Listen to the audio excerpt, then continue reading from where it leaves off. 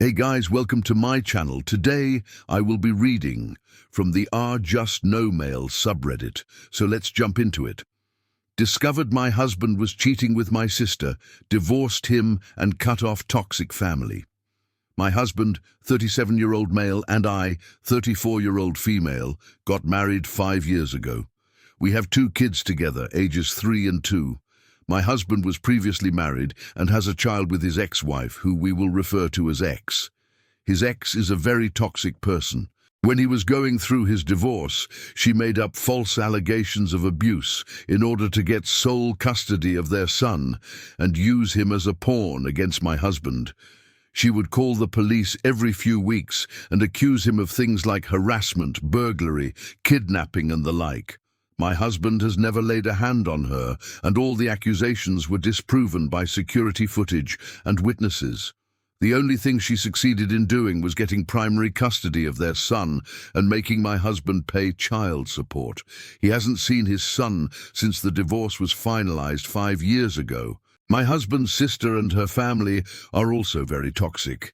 They love to criticize your choices, mock your intelligence, make fun of your appearance, and try to control your life. I tried to avoid them as much as possible, and I've had little contact with them over the years. They live 2 hours away from us and see each other once or twice a year. In October of last year, my father-in-law passed away. He was a wonderful man, and I was shocked when I found out that his cancer had come back and he only had a month left to live. I drove up to see him one weekend and spent a couple of hours just hanging out with him and talking about life. He gave me some advice for my career and told me how much he loved me and appreciated me being a good daughter-in-law. I was so happy that I was able to spend some time with him before he died. After my father-in-law's funeral, my husband and I decided to drive down to my mother-in-law's house. It's been a while since I had spoken to any of them, so I thought it would be nice to catch up with them. My husband called his sister and asked if it was all right if we stopped by, and she said yes. We arrived at her house and were greeted warmly by everyone. It was nice to laugh and talk with them again after so long.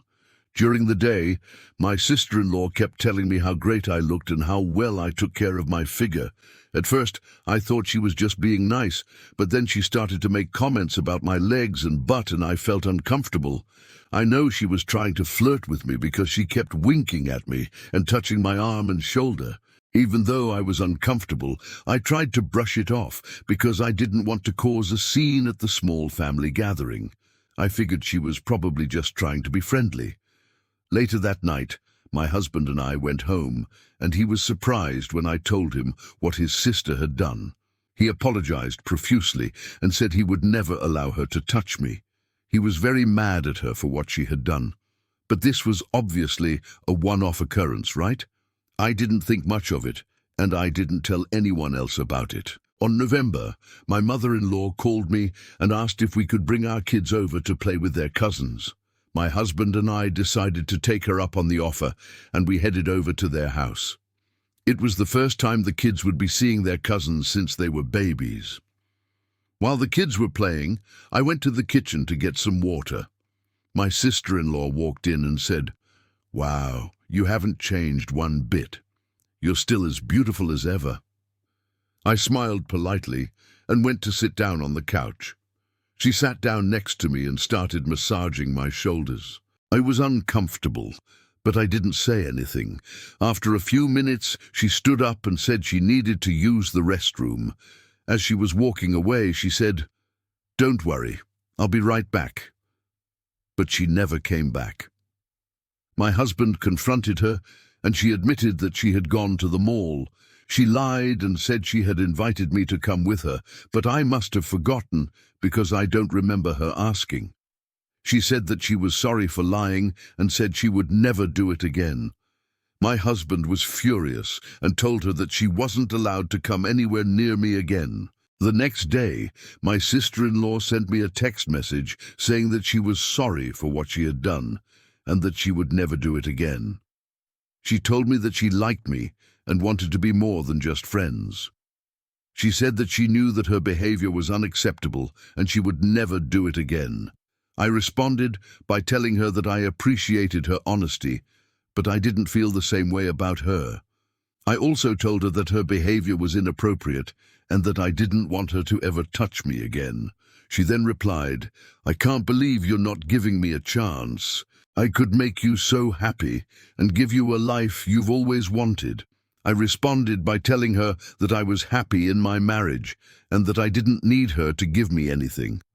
I told her that she should focus on her own life and find someone else to pursue. That evening I told my husband everything that had happened. He was furious and called his sister, demanding an explanation. She denied everything and told him that I was lying. My husband was furious and told her that he didn't want her to ever contact me again. The following weekend, my husband and I were invited to a birthday party hosted by my mother-in-law. We decided to attend the party, but we refused to allow our children to go. When we arrived at the party, we were shocked to see that my sister-in-law and her husband were also there. We tried to avoid them, but they kept coming up to us and making comments about our relationship. They said things like, "You can't keep avoiding us forever," and "You're only making things worse by not talking to us." We ignored them and tried to enjoy the rest of the party. After the party, my husband and I went home and decided to stay in for the night. We were both exhausted and didn't feel like going out. We cuddled on the couch and watched TV until bedtime. The next morning, I woke up and checked my phone to see if I had any new messages. To my surprise, I received a text message from my sister-in-law. The message read, "You're lucky I didn't tell everyone about what you did with my husband at the party last night." Confused, I quickly texted back, asking for clarification. She replied, "Oh, when you were dancing with my husband, it was pretty obvious what you were doing. I'm not sure why you're denying it. Everyone saw you two together." I was shocked. I had been dancing with my husband the entire night, and I hadn't seen or talked to my sister-in-law or her husband at any point during the evening. I quickly texted her back, denying everything. I told her that I hadn't done anything with my husband and that she was out of her mind. As soon as I finished typing my response, my phone started to buzz with incoming text messages. I unlocked my phone and saw that my mother-in-law had sent me several angry text messages. The messages said things like, "How dare you cheat on my son? I can't believe you would do this to him." And, "You're nothing but a gold digger. You only married my son for his money." I was in shock. I couldn't believe what I was reading. I quickly texted her back, explaining that I hadn't cheated on her son and that I didn't know why she was saying these things. Her response was swift and brutal. She said, "Don't bother denying it.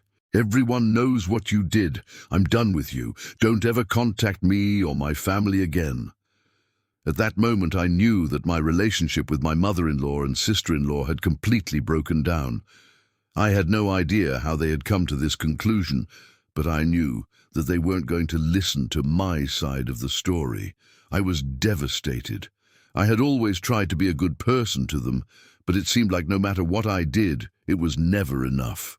My husband was furious when he read the text messages from my mother-in-law.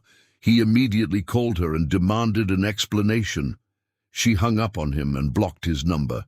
He tried calling her again, but she didn't pick up. My husband was furious. He drove over to her house, but she wouldn't even come to the door. I was in shock.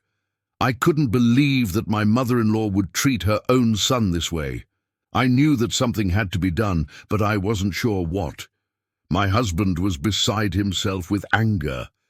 He had never seen his mother so angry before. She'd always been a kind and loving person, but now she was cold and distant. We decided to take a break from the situation and go for a walk. As we were walking, my husband started to calm down. He told me that he needed to do something drastic in order to get his mother to listen to him. He decided that he was going to move us out of town. We moved to a small town about an hour away from where we used to live. It was a quiet and peaceful place, and we loved it. We bought a small house and started to settle in. A few months later, my husband's mother called me begging for forgiveness. She told me that she was sorry for accusing me of cheating on her son and that she missed us. She asked if we could come back to visit, but I told her that we weren't comfortable with it. I knew that she was only calling because she missed us, but I wasn't ready to forgive her yet. One day, my sister-in-law sent me a text message asking if I would meet her for coffee. I agreed, and we met at a local cafe. She told me that she was sorry for what she had done and that she missed me.